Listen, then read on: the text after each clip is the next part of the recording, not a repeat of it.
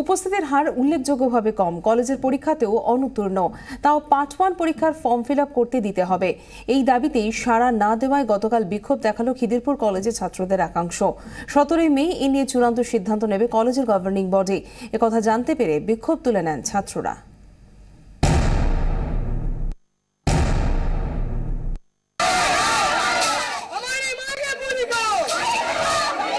কলেজের টেস্ট পরীক্ষায় ফেল এবং উপস্থিতির হার কম থাকায় বিশ্ববিদ্যালয়ের পার্ট 1-এর ফর্ম ফিল আপ করতে দেওয়া হবে না কলেজের 102 জন ছাত্রকে। সর্বসম্মতভাবে এই সিদ্ধান্ত নেয় খিদিরপুর কলেজ কর্তৃপক্ষ। শুক্রবার সকাল থেকেই কলেজের গেটে এর প্রতিবাদে শুরু হয় তুমুল বিক্ষোভ।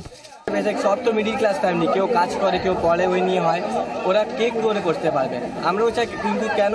যদি এটা হলে 130 জন স্টুডেন্টের ক্যারিয়ার বরবাদ, অর্ধেক জন পড়া ছেড়ে দেবে।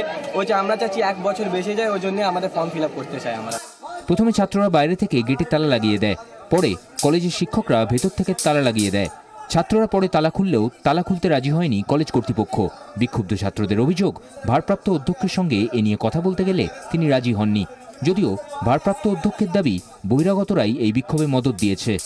বিলো 5% যারা পেয়েছে আর ওদের কোনো অ্যাটেন্ডেন্স নেই, ওদেরকে আমরা ছাড়বো না।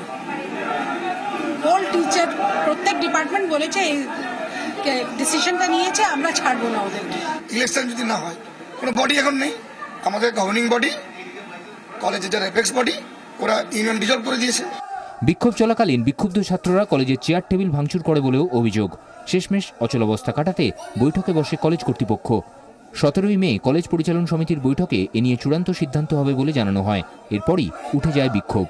24 ঘন্টার জন্য ক্যামেরায় বাপন সাউয়ের সঙ্গে সন্দীপ প্রামাণিক ও শ্রেয়সী গঙ্গোপাধ্যায়ের রিপোর্ট, কলকাতা।